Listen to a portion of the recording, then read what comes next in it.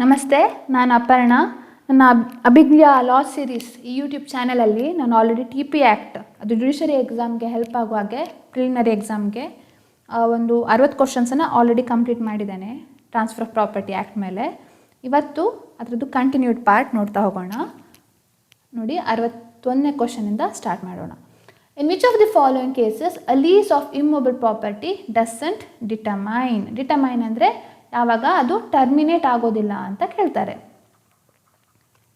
Section 111ನಲ್ಲಿ 8 ತರಹದ different reasons ಕೊಟ್ಟಿದ್ದಾರೆ. ಅದರಲ್ಲಿ ಯಾವುದು ಬರೋದಿಲ್ಲ ಅಂದರೆ C, on the service of a notice of a guilt. ಇದು ಸಮ್ ಇನ್ಅಪ್ರೋಪ್ರಿಯೇಟ್ ಆನ್ಸರು, ಸೊ ಇದು ಅಪ್ಲೈ ಆಗೋದಿಲ್ಲ. ನೆಕ್ಸ್ಟ್ ಕ್ವಶನ್ ನೋಡೋಣ. What is not required in gift? ಗಿಫ್ಟಲ್ಲಿ ಯಾವ್ದು ಬೇಡ? ನಾವು ಸೆಕ್ಷನ್ 122 ಡೆಫಿನೇಷನ್ ನೋಡಿದರೆ ಗಿಫ್ಟ್ದು ಡೋನರ್ ಆ್ಯಂಡ್ ಡೋನ್ ಇರಬೇಕು.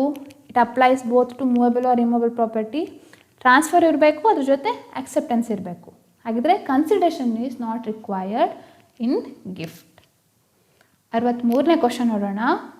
On transfer for his benefit an unborn person acquires vested interest. ಇದು ಅನ್ಬಾರ್ನ್ ಪರ್ಸನ್ ಬಗ್ಗೆ ಇರುವಂಥ ಒಂದು ಸೆಕ್ಷನ್. ಯಾವುದು? ಸೆಕ್ಷನ್ 13.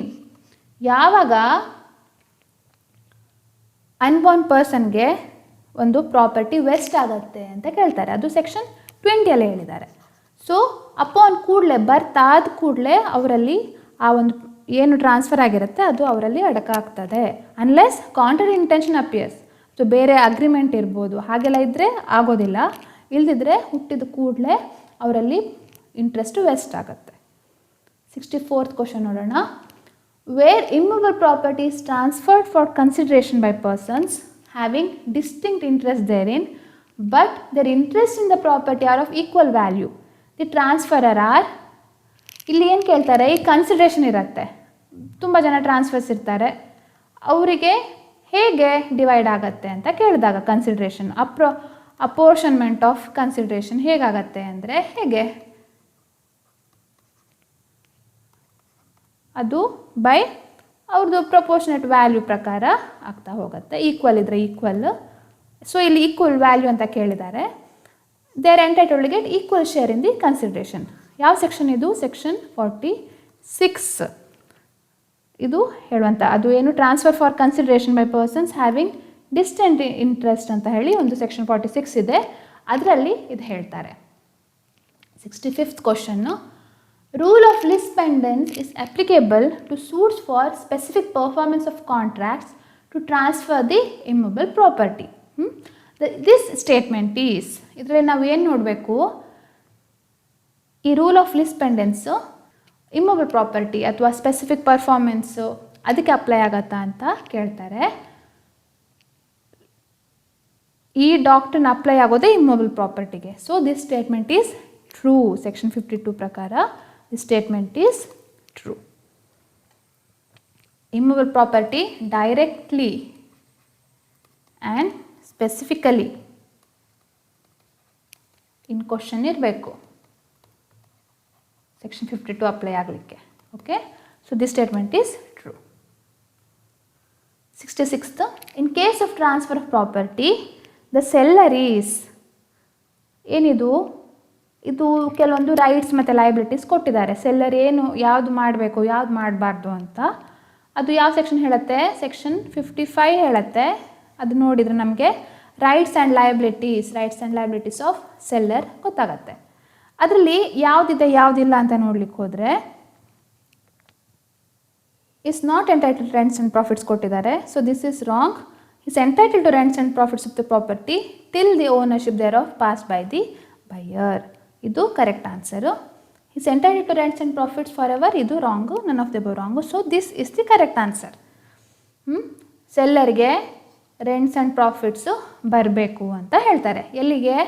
ಓನರ್ಶಿಪ್ ಬಯರ್ಗೆ ಟ್ರಾನ್ಸ್ಫರ್ ಆಗೋ ತನಕ ಏನೇನು ರೆಂಟ್ಸ್ ಆ್ಯಂಡ್ ಪ್ರಾಫಿಟ್ಸ್ ಉಂಟು ಆ ಪ್ರಾಪರ್ಟಿದು, ಅದು ಸೆಲ್ಲರ್ಗೆ ಸಿಗಲಿಕ್ಕೆ ಅವನು ಅರ್ಹ ಅಂತ ಹೇಳುವಂತಹ ಒಂದು ಸೆಕ್ಷನ್ 55 ಪ್ರಾವಿಷನ್ ಇದು.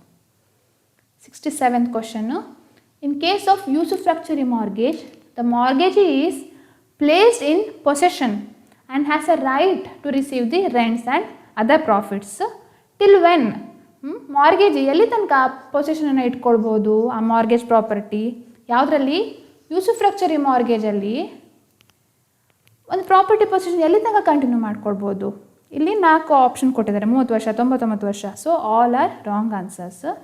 ಯಾವಾಗ only till the mortgage money is paid, ಎಲ್ಲಿ ತನಕ ಹಣ ವಾಪಸ್ ಮಾಡೋದಿಲ್ವೋ ಅಲ್ಲಿ ತನಕ ಮಾರ್ಗೇಜಿ ಆ ಒಂದು ಪೊಸಿಷನ್ಗೆ ಎಂಟೈಟಲ್ ಆಗಿರ್ತಾನೆ. A is the correct answer. 68th question ನೋಡೋಣ. A right to obtain decree from the court that the mortgagor shall be absolutely debarred of his right to redeem the mortgage property is called. ಇದೇನಿದು? Right to obtain a decree from the court. ಕೋರ್ಟಿಂದ ಒಂದು decree ತಗೊಳ್ತಾರೆ, ಏನು ಒಂದು right ಅಂತ, ನನಗೊಂದು right ಇದೆ ಅಂತ, ಒಂದು ಹಕ್ಕಿದೆ ಅಂತ. ಆ ಡಿಕ್ರಿ ಯಾವುದ್ರ ಬಗ್ಗೆ? That the mortgagor shall be absolutely debarred of his right to redeem. Mortgagor redeem ಮಾಡುವ ಹಕ್ಕಿಲ್ಲ ಅಂತ ಹೇಳಿ ಕೋರ್ಟಿಗೆ ಹೋಗಿ ಡಿಕ್ರಿ ತಗೊಳ್ತಾರೆ.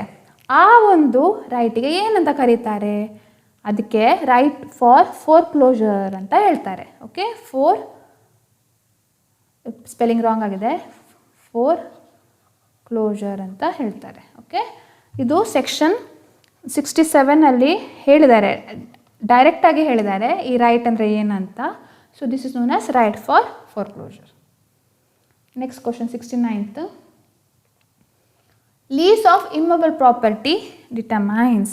ಇದು ಕೂಡ ತುಂಬ ಸಲ ಕೇಳುವಂಥ ಕ್ವಶನ್ನು, ಸೆಕ್ಷನ್ 11 ಮೇಲೆ ಕೇಳುವಂಥ ಕ್ವಶನ್ನು. ಇದರಲ್ಲಿ ಕ್ವಶನ್ ರಾಂಗ್ ಆಗಿದೆ. ವಾಟ್ ಈಸ್ ಇನ್ಕರೆಕ್ಟ್ ಅಂತ ಕೇಳಬೇಕು. What is in correct statement regarding lease of immovable property. ಇದು ಡಿಟರ್ಮೈನ್ ಆಗತ್ತೆ ಹೇಳೋದಕ್ಕೆ ಯಾವುದು ತಪ್ಪು ಆನ್ಸರ್ ಅಂತ ಹೇಳಿ ಕೇಳಿದ್ದಾರೆ. ಇದು ಸೆಕ್ಷನ್ 11 ಕೊಟ್ಟಿದ್ದಾರೆ. Lease of immovable property determines by efflux of time. Terminate ಆಗುತ್ತೆ ಟೈಮ್ ಆಗ್ತಾ ಎಷ್ಟೋ ಒಂದು ಟೈಮ್ ಕೊಟ್ಟಿದ್ದಾರೆ, ಲ್ಯಾಪ್ಸ್ ಆದಾಗ ಟರ್ಮಿನೇಟ್ ಆಗುತ್ತೆ. ಇಂಪ್ಲಾಯ್ಡ್ ಸರೆಂಡರ್ ಇದ್ದಾಗ ಇದಾಗತ್ತೆ, ಟರ್ಮಿನೇಟ್ ಆಗುತ್ತೆ. By the happening of such event, ಇದು ಹ್ಯಾಪನಿಂಗ್ ಇರಬೇಕು. By the happening of such event where the interest of the lessor in the property terminates on the happening of that event. ಒಂದು event happening ಆಗುವಾಗ determination ಆಗುತ್ತೆ ಅಂತ, ಅಂದರೆ already ಕಾಂಟ್ರಾಕ್ಟಲ್ಲಿ ಇದ್ದರೆ ಹಾಗೆ. when the lessee becomes insolvent. ಈ ಒಂದು reason ಕೊಟ್ಟಿಲ್ಲ. Okay, so lease of immovable property does not determine by this. Insolvent ಆದ ಕೂಡಲೇ ಡಿಟರ್ಮೈನ್ ಆಗೋದಿಲ್ಲ. ಅದು ಫೋರ್ಫಿಚರ್ ಹೇಳಿದ್ದಾರೆ, ಆದರೆ ರೈಟ್ ಆಫ್ ರೀ ಎಂಟ್ರಿ ಇರಬೇಕು. ಕೆಲವೊಂದು ಎಕ್ಸೆಪ್ಷನ್ಸ್ ಇದೆ, ಅದು ಸ್ವಲ್ಪ ಕಾಂಪ್ಲಿಕೇಟೆಡ್ ಇದು ಫೋರ್ಫಿಚರ್ ಹೇಳುವಂಥದ್ದು. ಡೈರೆಕ್ಟಾಗಿ ಬರೀ ಇನ್ಸಾಲ್ವೆಂಟ್ ಆದರೆ ಸಾಕಾಗೋದಿಲ್ಲ. So this is the D is the proper answer for 69th question. Next question ನೋಡೋಣ. ಫ್ರಾಡುಲೆಂಟ್ ಟ್ರಾನ್ಸ್ಫರೀಸ್. ಫ್ರಾಡುಲೆಂಟ್ ಟ್ರಾನ್ಸ್ಫರ್ ಏನಾಗುತ್ತೆ? ಯಾವುದ್ರಲ್ಲಿ ಹೇಳಿದ್ದಾರೆ? ಸೆಕ್ಷನ್ 53 ಹೇಳಿದ್ದಾರೆ. ಸೊ ಯಾರಿಗಾದರೂ ಮೋಸ ಮಾಡಬೇಕು ಅಂತಲೇ ಒಂದು ಟ್ರಾನ್ಸ್ಫರ್ ಮಾಡಿದರೆ, ಕ್ರೆಡಿಟರ್ಸಿಗೆ ಮೋಸ ಮಾಡಬೇಕು ಅಂತ ಹೇಳಿ ಬೇರೆ ಯಾರಿಗೋ ಆ ಟ್ರಾನ್ಸ್ಫರ್ ಮಾಡಿಬಿಟ್ಟಿದ್ರೆ ಮುಂಚೆನೇ ಏನಾಗುತ್ತೆ? ವಾಯ್ಡೇಬಲ್. It becomes voidable. ಹಾಗಂತ ಸೆಕ್ಷನಲ್ಲೇ ಕೊಟ್ಟಿದ್ದಾರೆ.